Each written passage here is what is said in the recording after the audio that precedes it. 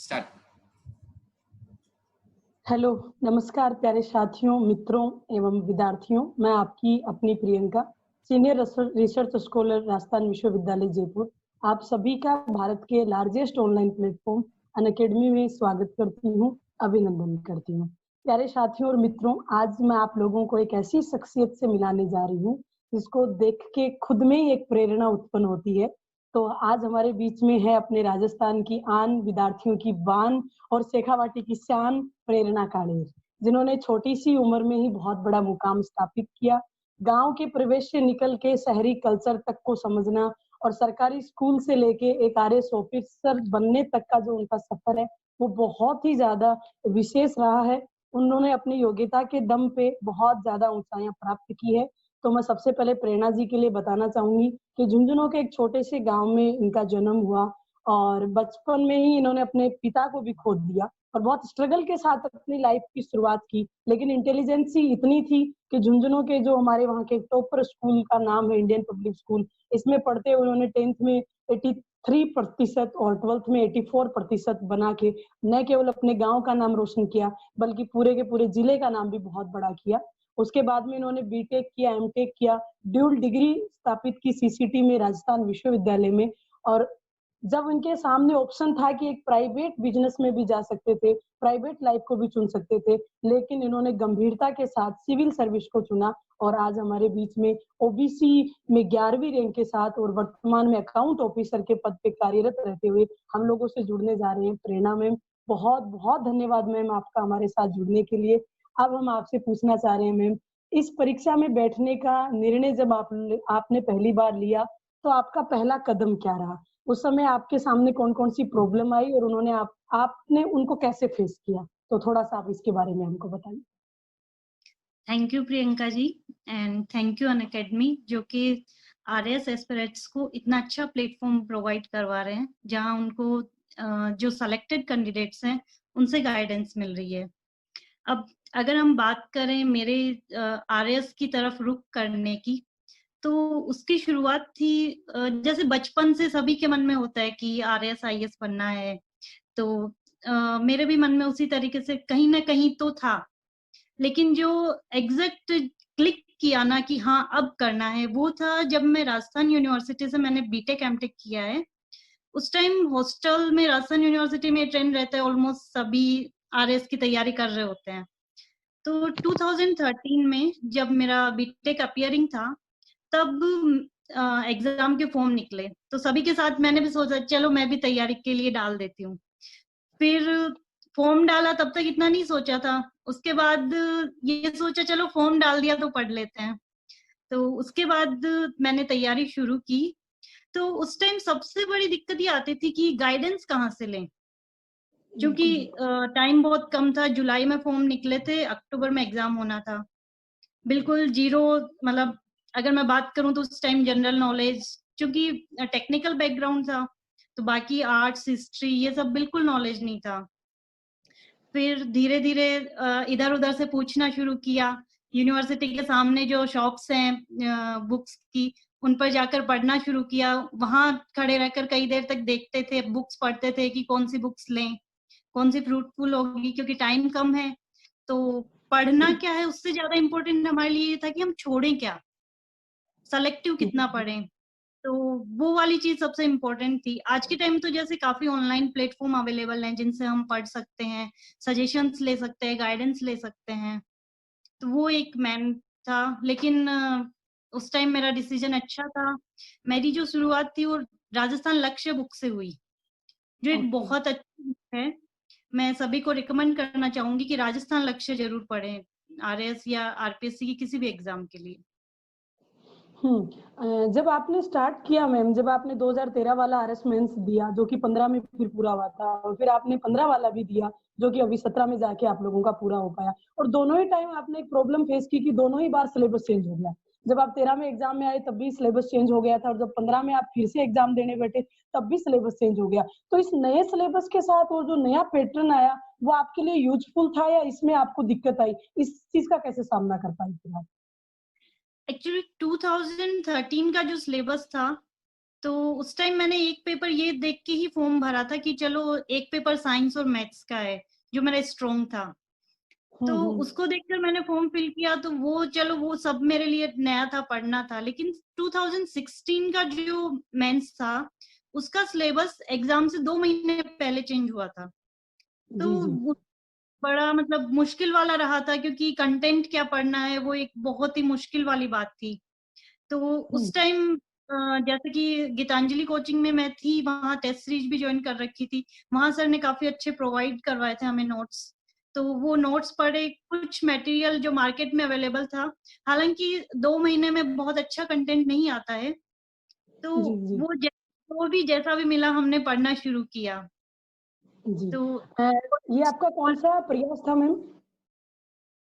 ये मेरा 2016 का दूसरा प्रयास था। 2013 का जो था उसमें मैंने इंटरव्यू दिया था और मेरा फाइनल सिलेक्शन नहीं हो पाया था।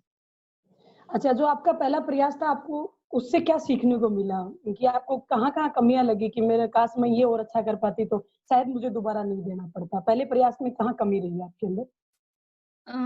जैसा कि मैं हमेशा कहती हूँ और मैं ये मानती भी हूँ कि आदमी गलतियों से ज्यादा सीखता है। आपने बिल्कुल। कुछ अच्छा किया तो सीखने को मिलेगा नहीं, वो तो आप कर चुके हो। जी, 2013 में मेरी एक मेजर मिस्टेक रही थी, वो ये थी कि आंसर राइटिंग की जो प्रैक्टिस थी वो इतनी अच्छी नहीं रही। जी, जी।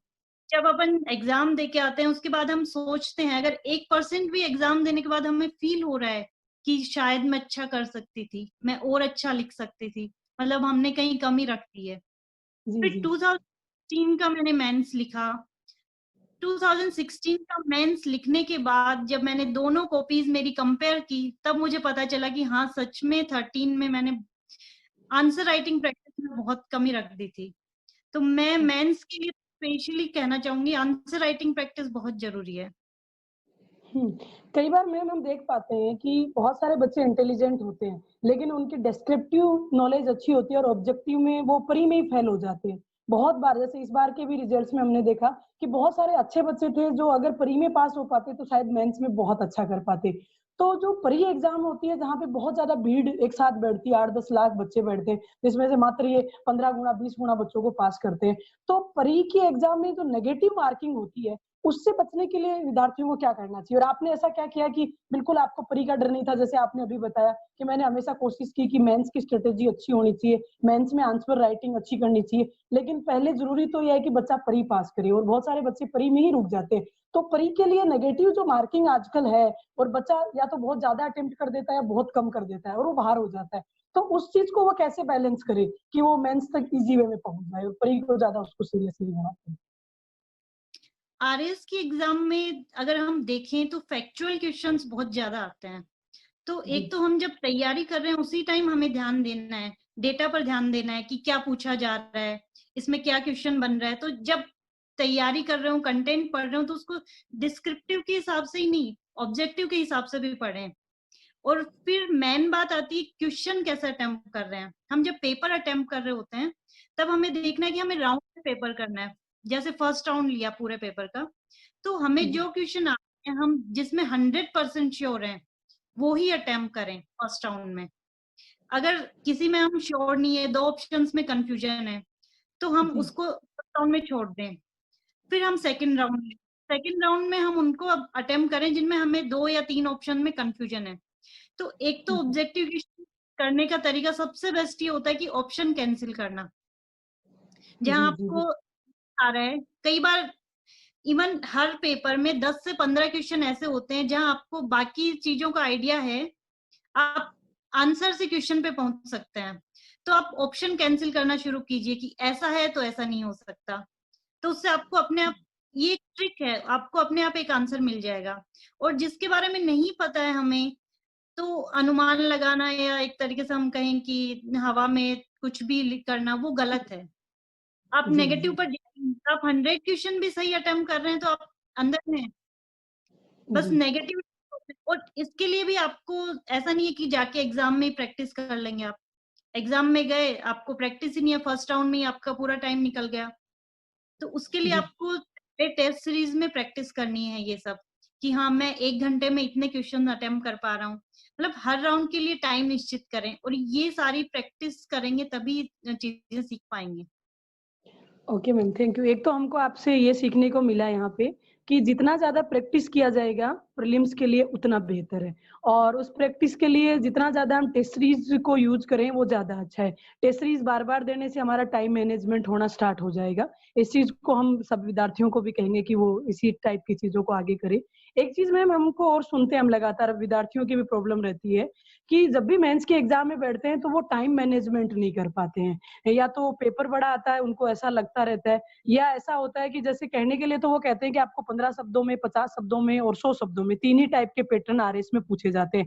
लेकिन बच्चे बताते हैं कि जो भी 2 नंबर का क्वेश्चन होता है उसमें 2 लाइन की जगह कॉपी में 5-6 लाइन आती है। और क्या है, मन बड़ा चंचल है अपने लोगों का, तो हम वो कोशिश करते हैं पाँचों लाइन भरें, और उन पाँचों लाइन भरने के चक्कर में आगे का पेपर छूट जाता है। तो एक तो क्या हमको थोड़ा-सा ये बता दीजिए कि टाइम मैनेजमेंट मेंस में किस प्रकार से किया जाए? और दूसरा, क्या अगर हम ज़्यादा लिख देते हैं, शब्द सीमा का उल्लंघन करते हैं, तो उससे कितना नेगेटिव इम्पैक्ट आता है? उससे कितने माइनस नंबर हो जाते हैं, या उसके नंबर कटते या नहीं कटते? आपका क्या कहना है? मतलब आपने अपनी कॉपीज़ में क्या पाया? ये भी आप थोड़ा-सा बताइए हमको ज़रा। मेंस राइटिंग के लिए देखो, एक तो मेंस का पेपर बहुत लेंदी आ रहा है, इसमें कोई डाउट नहीं है। आप पूरे 3 घंटे सिर्फ लिखेंगे, पेन रुकेगा नहीं बीच में। अगर आप जैसे एक क्वेश्चन खत्म किया तो नेक्स्ट क्वेश्चन पे आपकी नजर रहेगी कि नेक्स्ट क्वेश्चन में मुझे ये लिखना है। मतलब आपकी कंटिन्यू माइंड में प्रोसेसिंग चलती रहनी चाहिए कि मुझे नेक्स्ट में क्या करना है। और सेम चीज मैं दोबारा बोलूंगी कि ये आएगी आपकी प्रैक्टिस से। आप टेस्ट दे रहे हैं, टेस्ट में अलग अलग क्वेश्चंस कर रहे हैं, तो ये आप अगर आप 5 मिनट का भी गैप ले गए ना, 5 क्या 2 मिनट का गैप ले गए हर क्वेश्चन में, तो भी आप पीछे हो जाओगे। क्योंकि जैसे पेपर आ रहा है, साइंस भी उसी सब्जेक्ट एक ही पेपर में है, उसी में ज्योग्राफी है। अगर आप दोनों में स्विच करने में टाइम लगा रहे हैं तो वो आपका टाइम एक क्वेश्चन को ले रहा है, और हर एक क्वेश्चन इंपॉर्टेंट है। आपका जी, पेपर अटेंड करना पूरा इंपॉर्टेंट है। अगर आप एक भी छोड़ दिए, एक क्वेश्चन आपका रह गया, तो एक एक नंबर से तो पूरी रैंक डिसाइड होती है, सेम मार्क्स पे भी सर्विसेज डिसाइड होती हैं। तो जी, पूरा कवर करना बहुत जरूरी है, इसके लिए प्रैक्टिस करें। और रही बात 20, 50 और 100 वर्ड्स की, तो सबसे बेस्ट होता है कि हम कंटेंट ज्यादा दें, न कि डिस्क्राइब करें। जी, हम जो कीवर्ड्स हैं वो 20 वर्ड्स में हम सिर्फ कीवर्ड्स लिखें। अगर आप पूरी लाइन लिखते हैं तो भी उतना ही नंबर मिलेगा, और सिर्फ कीवर्ड लिखते हैं तो भी पूरे 2 नंबर मिलेंगे उसमें। ऐसा मैंने मेरी कॉपीज में देखा ओके। है। सेम 5 नंबर में है कि जो पूछा है, जैसे हम 2016 में क्वेश्चन आया था कि दुर्ग का महत्व बताइए, तो सारे अगर आप पूरा डिटेल में लिखेंगे तो सारा डिस्क्राइब भी नहीं कर पाएंगे। तो इससे बेटर है ना कि भाई गिरी दुर्ग कौन से हैं, उनकी क्या विशेषताएं हैं, वो सब कोमा लगा लगा के डिटेल में लिखिए, वहां 5 में से 4 नंबर मिलते हैं। तो ये एक जी, बहुत अच्छी प्रैक्टिस है, और ये टेस्ट सीरीज से आएगी। ऐसा नहीं है कि आप एग्जाम में ही जाकर प्रैक्टिस कर लेंगे। और जो लिखने की प्रैक्टिस है, क्योंकि आप अगर एक दिन में 2 पेपर दे रहे हैं, सुबह शाम दे रहे हैं, तो मानसिक थकान भी होती है, और लिखते लिखते कि अगर पहले प्रैक्टिस नहीं है तो आप थक जाएंगे, कर ही नहीं पाएंगे। जी। तो वहीं पे thank you so much ma'am. इस चीज़ को भी हम ध्यान रखेंगे कि जितना ज़्यादा हम कंटेंट पे फोकस करें और जितना ज़्यादा हम हमारी प्रैक्टिस को मजबूत रखें, जितना ज़्यादा हम टेस्ट सीरीज से जुड़े रहें, हम मेंस में अच्छा प्रदर्शन कर सकते हैं, और वहाँ टाइम मैनेजमेंट बहुत इम्पोर्टेंट है, ये हमको सुन पाए। हम एक चीज़ और पूछना चाह रहे हैं मैम, हमने पहले भी आपके कुछ इंटरव्यू सुने हैं, और आपने इंटरव्यू में बताया कि आप अपना आदर्श अपने पिताजी को मानते हैं। तो आपने अपने फादर से वो कौन-कौन से गुण सीखे जो आज भी आपके अंदर है, और आपको लगता है कि सिविल सर्विस में वो गुण आपके बहुत काम आए? तो अपने पापा की तरफ से जो भी आपको कुछ आज तक मिला, थोड़ा-सा आप उसके बारे में भी हमको बता दीजिए। एक्चुअली मेरी जो हार्ड वर्किंग वाली कैपेसिटी रही है वो फादर से आई है। मतलब एक लाइन जो उनकी हमेशा याद रहती थी कि आप कुछ प्रण ले लो, अगर कुछ पाना है ना तो प्रण ले लो और उस तप को किए जाओ। मतलब हार्ड वर्किंग के बिना कोई भी सक्सेस नहीं मिलती।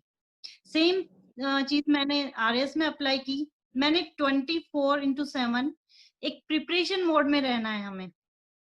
तो वो जो हार्ड वर्किंग है, अपने जैसे उनसे काफी चीजें मैंने सीखी। अपने काम के लिए ईमानदार रहो, मेहनत करो, काम के लिए ईमानदार रहो। क्योंकि आप जब ईमानदारी से कोई भी काम करते हो ना, उसका रिजल्ट जरूर मिलता है। और जी ये आज मैंने महसूस किया है इतने सालों में कि ईमानदारी से जो भी काम कर रहे हैं ना, कभी भी ये नहीं लगेगा कि हाँ ये मैंने गलत किया है। और ये सारी चीजें हमें आगे सर्विस में भी काम आती हैं। जब हम सर्विस में कोई काम कर रहे होते हैं तो हम सोचते हैं कि क्या करना चाहिए हमें। रूल्स हैं, सारी चीजें हैं, गवर्नमेंट ने सब सर्कुलर्स निकाले हैं, सब निकाले हैं, लेकिन उसमें एक कॉमन सेंस होता है कि हम कॉमन सेंस से किस तरीके से फाइल या फिर पब्लिक डीलिंग करें।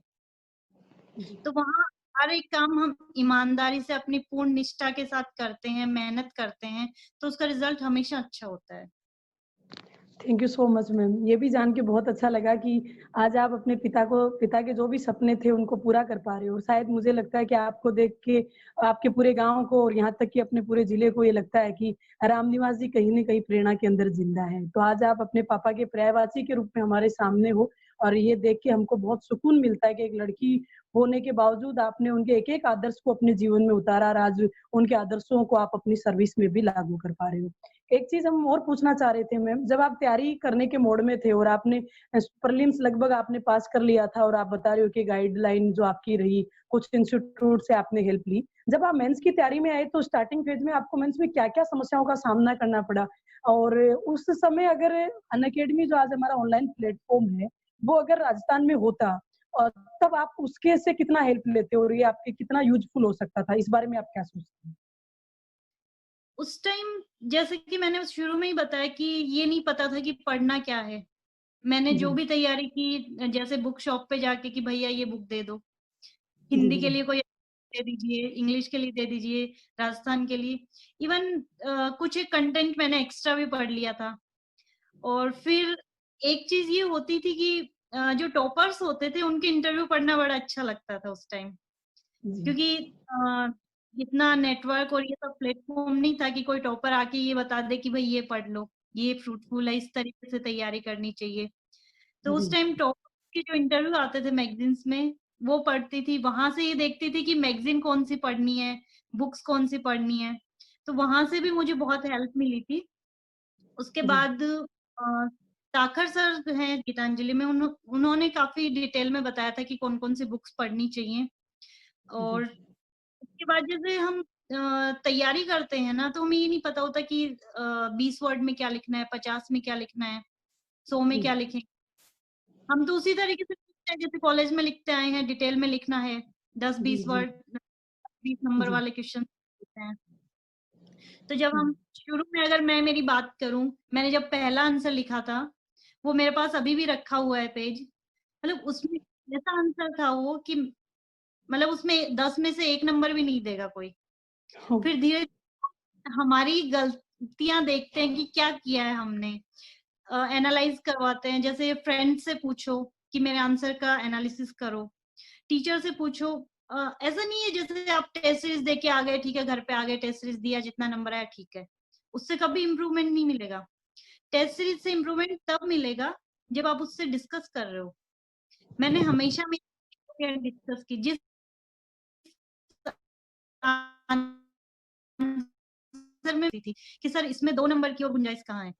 हमें जी, हमारी गलतियाँ सुनने के लिए हमेशा आतुर रहना चाहिए, क्योंकि हम और ज़्यादा सिर्फ़ गलतियों को सुधार कर ही नहीं कर सकते हैं। जो हम अच्छा कर रहे हैं वो तो कर ही रहे हैं, और हमारी गलतियाँ या तो हमारे टीचर अच्छे से बताएँगे हमें, या फिर हमारे जो फ्रेंड जो क्रिटिकल एनालिसिस करते हैं हमारा, वो अच्छे से बताएँगे। तो इसके लिए जैसे मेरी बहन से मैं हमेशा डिस्कस करती थी, दीदी ने मुझे बहुत हेल्प की, स्पेशली इंटरव्यू में, कि किस तरीके से इम्प्रूव करें हम। तो वो सारी चीज़ें बड़ी इम्पोर्टेंट होती हैं तैयारी के टाइम। ओके मैम, आपकी ये बात भी हमको सुन के बहुत अच्छा लगा कि आपको डे फर्स्ट से आपकी जो कमियाँ थी, एक-एक कमी आपने उसको एनालिसिस किया और सदैव उसको पूरा करने की भी कोशिश की है। और शायद आपको कहीं न कहीं ये भी लगता है कि अगर ऑनलाइन अनअकैडमी की तरह का कोई और प्लेटफ़ॉर्म उस टाइम रहा होता, तो शायद आपने जितना मुश्किल से जैसे बताया कि इंटरव्यू हमको देखने के लिए बड़ी मुश्किल से मैगज़ीन तलाश करनी पड़ती थी, तो आपको ईज़ी वे में अगर ऑनलाइन प्लेटफ़ॉर्म होता तो शायद आपकी सफलता में थोड़ा-सा और उसको एक नया मोड़ मिल सकता था या आप उसको और ज़्यादा अच्छे तरीके से अपने भविष्य को और पहले समझ सकते थे कि कैसे ये उज्ज्वल और बेहतर हो सकता है। तो आपको लगता है कहीं न कहीं कि ऑनलाइन माध्यम भी एक विद्यार्थी की सफलता में बहुत मायने रखता है? हाँ जी, बिल्कुल, ओके क्योंकि मैम। आज के दिन जो ग्रामीण पृष्ठभूमि से लोग आ रहे हैं, उनके पास सभी एक तरीके से कोचिंग अफोर्ड नहीं कर सकते, और उनके पास लेकिन नेटवर्क सबके पास है, नेट है, मोबाइल सबके पास है। तो एक बेसिक स्ट्रक्चर तैयारी करने का, कैसे तैयारी करनी है, क्या बुक्स पढ़नी है, वो उन सबके पास आज अवेलेबल हो सकता है ऐसे प्लेटफ़ॉर्म के से। Okay ma'am, thank you. हाँ, हम एक बात और पूछना चाह रहे थे मैम, जैसे कि आरएस में जो 4 पेपर हैं जिसमें 3 पेपर हैं वो स्टार्टिंग के वो जनरल स्टडी के पेपर हैं और चौथा पेपर है जो स्पेशली उन्होंने लैंग्वेज का डाल रखा है, जिसमें वो 120 नंबर की हिंदी दे रहे हैं और 80 नंबर की वो अंग्रेजी दे रहे हैं। और ज़्यादातर हम लोग जब टॉप के रिजल्ट देखते हैं, तो हम हमेशा पाते हैं कि जिसके चौथे पेपर में बहुत अच्छे नंबर होता है, वही स्टूडेंट होता है वो टॉप 10 में या टॉप 100 में रहता है। तो क्या चौथे पेपर के लिए जो स्पेशली लैंग्वेज का पेपर है, उसके लिए कोई अलग से अप्रोच रखनी चाहिए या जो सिंपल अन्य सब्जेक्टों के लिए अप्रोच है, उसी अप्रोच से चलें तो भी उसमें अपन 100 प्लस ला सकते हैं या उसके लिए अलग से कुछ ज़्यादा मेहनत की ज़रूरी होती है? आपने जैसे हिंदी का पेपर कहाँ से तैयार किया, इंग्लिश के लिए अलग से क्या स्ट्रैटेजी रही और स्पेशली चौथे पेपर के लिए आप बच्चों को क्या कहना चाह रही हो? थोड़ा-सा ये भी हमको बताइए। देखिए, चौथा पेपर है वो सबसे ज़्यादा स्कोरिंग है, और इस तरीके का है कि आप बिल्कुल कॉन्फिडेंस के साथ कह सकते हैं कि इसमें मैं 100 प्लस स्कोर कर लूँगा। उसका रीज़न ये है कि जैसे फिक्स पर्यायवाची होते हैं, विलोम शब्द होते हैं, जो भी ग्रामर का पार्ट है अपना वो फिक्स है। ऑलमोस्ट जी। वहीं से क्वेश्चन आते हैं। तो और सबसे कम मेहनत लग मेरा ये मानना है कि उसमें स्कोर करने में सबसे कम मेहनत लगेगी, क्योंकि हमें पता है कि ज़्यादा वाइड सिलेबस नहीं है, और अगर संधि विच्छेद है वो पूरे सही कर दिए तो 2 में से 2 मिलेंगे, वहाँ 2 में से 1.5 भी नहीं मिलता। बाकी पेपर्स हैं जीएस के, उनमें ये हो सकता है कि आपने पूरा सही लिखा है तो भी 2 में से 1 भी मिल जाए। जी। तो 100 मार्क्स जीएस के पेपर में 100 मार्क्स लाना भी बहुत मुश्किल काम है, और फोर्थ पेपर में 100 प्लस स्कोर करना कॉन्फिडेंस के साथ अपन कर सकते हैं। तो फोर्थ पेपर के लिए सबसे बेस्ट है, मैंने हिंदी की राघव प्रकाश ली थी, और इसके अलावा जो एक राजस्थान बोर्ड की बुक आती है 9th से 12th तक की, एनसीईआरटी की बुक है, जो ग्रामर की बुक आती है, तो उसके जी। अंदर ग्रामर अच्छी दी हुई है।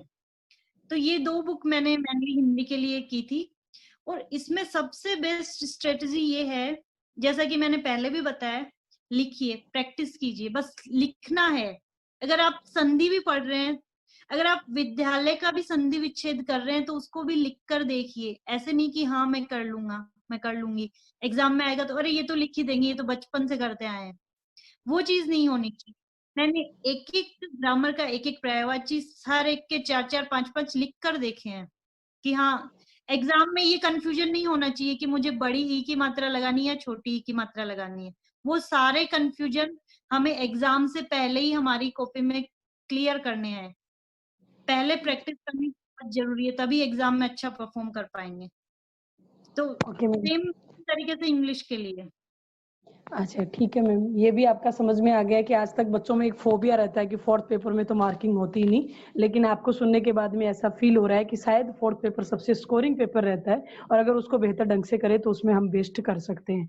अब हम एक चीज़ और पूछना चाह रहे थे मैम, आपने जो अपनी रणनीति बनाई कि मुझे कितने घंटे पढ़ना चाहिए, कितना कितना टाइम मुझे डेली किस सब्जेक्ट के लिए निकालना चाहिए, ये आरएस की तैयारी जब आपने प्लान किया था माइंड में कि मुझे बनना ही है आरएस, तभी से बना ली थी या रणनीति के लिए कि चलो पहले प्री पास कर लूँगी, प्री में अगर हो जाएगा तो आगे मेंस के लिए सोचूँगी, नहीं कोई बात नहीं, फिर कुछ और करने लग जाऊँगी। फिर जैसे आपका प्री पास हो गया, फिर मेंस की एग्ज़ाम आई, तो चलो मेंस में मेरा क्लियर हो जाएगा तो इंटरव्यू के लिए सोचूँगी। इस टाइप से आपने टुकड़ों में रणनीति बनाई या आपकी रणनीति एक ही थी स्टार्टिंग से कि मुझे इतने घंटे पढ़ना है, इस सब्जेक्ट को मुझे इतना समय देना है, यहाँ से मुझे टेस्ट सीरीज़ लेना है, ये आपका पहले ही माइंड सेटअप था या आपने ऐसे किस्तों में रणनीतियाँ तैयार की इसके लिए?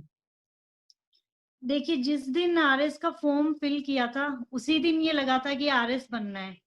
तो ये तो कंफर्म था कि टुकड़ों में तैयारी नहीं करनी, इंटरव्यू तक की तैयारी करनी है। तो मैं हमेशा कहती हूँ कि प्री मेंस इंटरव्यू, इन तीनों की तैयारी अलग-अलग नहीं होती है। तीनों हुँ। चरण हैं एग्जाम के, लेकिन तैयारी एक साथ होती है। जैसे प्री की बात करें तो उसमें सेम कंटेंट पूछा जाएगा, बस उसका तरीका अलग होगा, ऑब्जेक्टिव क्वेश्चन होंगे। मेंस की बात करें तो मेंस में सेम कंटेंट है, बस उसको 20 वर्ड, 50, 100 इस तरीके से वर्ड्स में डिवाइड करके पूछ रहे हैं। फिर इंटरव्यू की बात करें तो इंटरव्यू आ रहा सबसे लास्ट में है, लेकिन मैं ये मानती हूँ कि पहले दिन से इंटरव्यू की तैयारी शुरू हो जाती है। आरएस के लिए सबसे जरूरी है कि हमारे अंदर पॉजिटिव एटीट्यूड हो, और इंटरव्यू में जो कि एक पर्सनालिटी टेस्ट है उसमें भी यही देखा जाता है कि आप कितने पॉजिटिव हैं, आपका एटीट्यूड कैसा है, आप चीजों का किस तरीके से देख रहे हैं, किस नजरिए से देख रहे हैं, आपकी डिसीजन मेकिंग क्या है, आप हैंडल किस तरीके से कर रहे हैं कंडीशंस को। तो वो आपकी पहले दिन से शुरू हो जाती है, क्योंकि इंटरव्यू तो बहुत जल्दी हो जाएगा। मेंस का रिजल्ट आते ही 1 महीने 20 दिन में इंटरव्यू हो जाता है, और 20 दिन में पर्सनैलिटी चेंज करना मुश्किल है, पॉसिबल ही नहीं है। तो वो तैयारी शुरू से रखिए। हमेशा तैयारी के टाइम नेगेटिविटी बिल्कुल भी मत आने दें, हमेशा पॉजिटिव रहे, पॉजिटिव लोगों से बात करें, जो हमें एक पॉजिटिव एनर्जी देते हैं वो उन्हीं लोगों से बातचीत करें। नेगेटिव अगर कोई बोलता है तो उसमें भी पॉजिटिविटी ढूंढें, क्योंकि तैयारी के टाइम कई बार लोग कह देते हैं कि अरे आरएस की तैयारी कर रहा है, नहीं आरएस ऐसे थोड़ी बनते हैं। तो उस टाइम ये नहीं आना चाहिए कि नहीं अरे मैं तो बन ही नहीं सकता, उस टाइम ये आना चाहिए ऐसे ही बनते हैं, मैं बन के दिखाऊंगी। तो ये पॉजिटिव एटीट्यूड होना चाहिए हमारे अंदर, क्योंकि नेगेटिव भी आ गई वो फिर धीरे धीरे अपने अंदर एक नेगेटिव माहौल क्रिएट कर लेगी, हम पढ़ाई नहीं करेंगे, और धीरे धीरे ये चीजें हमें नेगेटिव डायरेक्शन में ही ले जाती हैं। फिर एक बात और पूछ रहे थे मैम, ये आपका हमें अच्छा लगा कि सबसे ज्यादा बेहतर जो चीज यहाँ सीखने को मिली हमको अभी, वो ये मिली कि अपने चारों तरफ जो भी हमको एनवायरनमेंट क्रिएट करना है वो बहुत पॉजिटिव थिंकिंग वाले लोगों का होना चाहिए। हमेशा अपने मित्र मंडली में हमको हमेशा एक पॉजिटिव पॉइंट देखना चाहिए, और जितने ज्यादा पॉजिटिव लोग हो उनके साथ अपना टाइम स्पेंड करो, उनसे सीखो। तो थैंक यू। मैं सब विद्यार्थियों को इस प्लेटफॉर्म के माध्यम से ये कहना चाहूंगी कि अनअकैडमी से जुड़ा हुआ प्रत्येक विद्यार्थी है वो अपने चारों तरफ एक पॉजिटिव थिंग क्रिएट करे और अच्छे लोगों को सुने समझे। एक चीज मैम, क्योंकि चूंकि आप मेरे ही इलाके से हो, हम लोग दोनों शेखावाटी से बिलोंग करते हैं, और वैसे गांव से भी पड़ोसी और हम अच्छे मित्र भी हैं, तो मैं मेरी भाषा में आपसे पूछना चाहती हूँ कि जैसे थारो रिजल्ट आयो तो लोग यहाँ बोला कि भाई या तो बचपन से घनी होशियार छोरी है, हमेशा आ तो गोल्ड मेडलिस्ट भी, ठीक है, तो 10वीं का भी 80% ऊपर आ, 12वीं में भी 80% ऊपर आ, कॉलेज में भी तो आ तो घना ही नंबर लाया, तो हर कोई का बस की बात को नहीं। तो क्या आरएस बनने के लिए 80% लाना जरूरी है क्या, या जो वो 3rd डिवीजन में पास होना टाबर है, या 2nd डिवीजन या जो कि मतलब एकदम नॉर्मल है लासा का मान, वो टाबर भी आरएस को सपनों देख सके है, या केवल जो मेरिट होल्डर और जो गोल्ड मेडलिस्ट भाई टाबर आरएस बन सके? ठीक है, बार हम थे सोचो थान के लागे कि आरएस कौन सा टाबर हो, मतलब आरएस बनने के लिए कोई अलग से कोई हिमालय की जड़ी बूटी खानी पड़ा है कि कोई, या मान के चलो अरावली पर्वतमाला कोई सोमरस का पे पीने की जरूरत है, या नॉर्मली कोई भी आरएस बन सकते? ठीक है, सोचो इसके बारे में, वो भी बताओ। देखो प्रियंका जी, आरएस बनना कोई मुश्किल काम को नहीं, क्योंकि मैं मेरे साथ घना ही लोगन देखा है, या एक कोइंसिडेंस है कि भाई मेरा 80% ऊपर रिया, लेकिन मैं मेरे साथ घना ही लोगन देखा जगह 50% भी है, और आज के दिन बहुत अच्छी रैंक के साथ आरएस बने रहा है। तो यह चीज तो दिमाग में आनी नहीं चाहिए कि भाई मेरे पहले 10वीं नंबर को नहीं, 12वीं नंबर को नहीं, तो मैं कैसे आरएस बनूं। बस दिमाग में चाहिए कि मैं बन सकूं, मैं कर सकूं, बस हार्ड वर्किंग, जो मैं हमेशा बोल रही हूँ, बार बार बोल रही हूँ कि मेहनत करो। मेहनत को कोई अल्टरनेटिव नहीं हुआ है, मेहनत कर ली, मेहनत करी है ईमानदारी तो रिजल्ट देना पड़ेगा। रिजल्ट आज तक हमेशा ही दुनिया में जो भी मेहनत करे अभी रिजल्ट मिलता रही है। सारे 50% ही लिया पहले, क्योंकि जना थे मेहनत कौन करी, अब मेहनत आरएस बन जासो, तो मेहनत करनी जरूरी है। और भी बहुत सारा एग्जाम्पल है अपने सामने, जगह पहले 50-40% आले और पाछा आरएस आईएएस भी बने जी। तो एक आपा भाई मैं धन कह रही हूँ कि नेगेटिव मत हो, जो भी है ठीक है, अगर सारे 50% भी है ना, तो ये चीज ना लियो कि हाँ मैं वो एग्जाम्पल क्रिएट करूंगा जो 50% था और वो आरएस बन गो। हर चीज में पॉजिटिव देखो।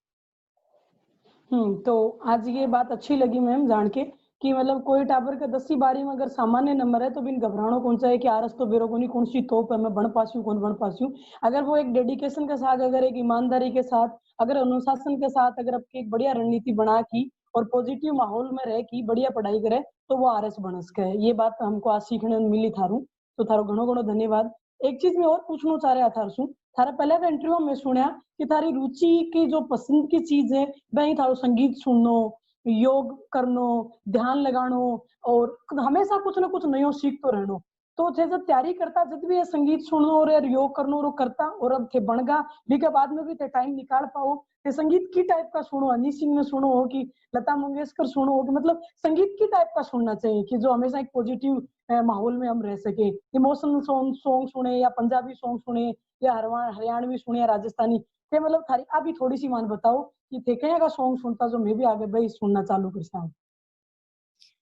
देखो जो तैयारी को टाइम हो है ना, मेरो यो मानना है कि बिन पूरे दिन तैयारी मोड में ही रहना चाहिए।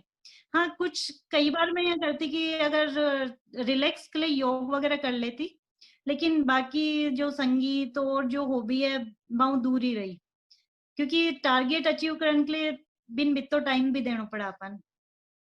बाकी अगर म्यूजिक की बात करें तो ओल्ड सॉन्ग सबसे बेस्ट है, मैं ज्यादातर वही सुनूं। और सिलेक्शन के बाद इतना टाइम मिले ना, अगर मैं बात ट्रेनिंग पीरियड बेस्ट पीरियड हो है, ठीक है, हर एक हॉबी में टाइम मिले। ओटीएस में अगर मैं बात करूं तो म्यूजिक, योग, शुरुआत दिन की शुरुआत ओटीएस में योग ही हो है। जब ट्रेनिंग होती है तो योग के लिए जगह से योग पीटी सब कुछ। तो बी टाइम तैयारी करा, बी टाइम पूरा टाइम तैयारी देने की कोशिश करो। हाँ, कुछ एक आपा अपनी हॉबी के लिए थोड़ी बहुत देर निकाल सकांजू अपन पॉजिटिव एनर्जी मिले। बाकी जो भी आपकी हॉबी है वह ओटीएस में और ट्रेनिंग ड्यूरेशन में अपन खूब टाइम मिला डेवलप करने, एंजॉय करने। तो अभी तो मतलब आराम हो निकालना टाइम हॉबी के लिए। अच्छा, थैंक यू मैम। तो मतलब थारा कहने को मतलब वो हो कि जितना दिन आप तैयारी में रहो तो एकदम तैयारी के मोड में 24 घंटा एक्टिव रहो खुद ने और जब बन जाओगा अभी के बाद में घणो समय पड़े है कि आप योग भी कर सका, स्पोर्ट्स भी कर सका, संगीत भी सुन सका। एक चीज मैम मैं थारू और पूछनी थी, मैं तारे कोई इंटरव्यू में पढ़ियो कि थारो दुर्बल पक्ष है भावुकता। तो भावुकता तो एक ये मान के चलो कि बहुत कमजोरी को निशान माना आपा। तो थे जब तैयारी करता और अचानक मान लो थान कोई नेगेटिव आदमी कहे तो कि छोरी तैयारी करेगी नहीं होगा तो कहीं करेगी, तो थे भी टाइम थारा इमोशंस ने कहीं कंट्रोल करता और आज से जब तैयारी में आगा और सर्विस में लागा तो जब ऊपर का अधिकारियों को प्रेशर रहे तो थे भी बट भी टाइम थारा जो इमोशनल बिंदु है बिन क्या कंट्रोल करके थे आगे अपनो बेस्ट दे पाओ वो भी थोड़ा सा बताओ। देखिए, भावुकता सिर्फ वीकनेस नहीं है, भावुकता स्ट्रेंथ भी है। क्योंकि जब हम भावुक होते हैं, इमोशनल होते हैं, तो अपन सामने वाले की प्रॉब्लम को अच्छे से समझ पाते हैं, चीजों को बेहतर तरीके से समझ के और उनको क्रियान्वित कर सकते हैं। तो इमोशनल होना एक तरीके से वीक भी है और स्ट्रेंथ भी है। उसकी जो वीकनेस वाला पार्ट है ना, उसको हावी मत होने दो। जैसा कि हम पढ़ते भी इमोशनल इंटेलिजेंस होना चाहिए, तो इंटेलिजेंस के साथ आप उस इमोशन को आप एग्जीक्यूट करो अपने जो daily day to day life है उसमें। जी। और मैम जो आपका इंटरव्यू था तो आपने साक्षात्कार के लिए फिर अलग से क्या रणनीति अपनाई, क्योंकि साक्षात्कार के लिए तो ऐसा कहते हैं कि वहाँ एग्जामिनर के माइंड पे निर्भर करता है, वो आपसे कोई भी सवाल पूछ सकता है, किसी भी विषय के बारे में पूछ सकता है, किसी भी फील्ड के लिए पूछ सकता है। तो क्या आपने ओवरऑल जो आरएस में 23-24 विषय पाए जाते हैं उन सबके ऊपर अलग अलग से प्रिपरेशन किया कि मुझे इस मैटर में से ये उठाना है, या ओवरऑल इंटरव्यू की आपने कोई एक ही रणनीति बनाई थी कि मैं ये बना लूंगी तो शायद मेरा इंटरव्यू ठीक चला जाएगा, इसके लिए आपने क्या किया? देखिए, जो नॉलेज का टेस्ट होता है वो तो मेंस तक हो चुका होता है, प्री मेंस में देख चुके होते हैं कि नॉलेज कैसा है। जो इंटरव्यू है वो पर्सनालिटी टेस्ट है, उसमें वो आपका यही देखेंगे आपका प्रेजेंस ऑफ माइंड कैसा है, आप कितने जागरूक हैं, आप ऑन द स्पॉट किस तरीके से खुद को प्रेजेंट कर पाते हैं। तो जब इंटरव्यू होता है तो उसके लिए हमें थोड़ा पहले मॉक इंटरव्यूज के थ्रू भी प्रिपेयर करना पड़ता है। तो उसके लिए मैंने मॉक इंटरव्यूज दिए, जितने मॉक इंटरव्यू दे सकते हैं उतने दें। मैंने भी काफी मॉक इंटरव्यूज दिए थे, तो उसमें अपने को अपनी गलतियां भी पता चलती है। अपने जैसे एक मिरर प्रैक्टिस करें, मिरर के सामने खड़े होकर बोलें, या फिर अपनी जो वॉइस है वो रिकॉर्ड करें, उसको सुने कि मैं प्रॉपर बोल पा रही हूँ या नहीं। तो अपना सुनकर अपना जो भी है वो एक खुद का क्रिटिकल एनालिसिस करें, तो उससे बहुत फायदा मिलता है। बाकी एग्जामिनर के सामने या फिर बोर्ड के सामने आप जब जाते हो तब पॉजिटिव रहिए, अगर कुछ नहीं भी आ रहा है तो सॉरी बोलिए। क्योंकि आप पोलाइटली सॉरी बोलते हैं, क्योंकि ऐसा नहीं होता कि हमें सब कुछ पता होता है। बहुत सारी चीजें हैं हम सीखते हैं और सीखते रहेंगे। तो उस कंडीशन में आप सॉरी बोलिए और एक लर्निंग मोड में रहिए। हमेशा कहीं से भी कुछ भी सीखने को मिले, आप उसे तुरंत ले लीजिए कि हाँ, ये एक मेरी मेरे क्वालिटी ऐड हो गई। Thank you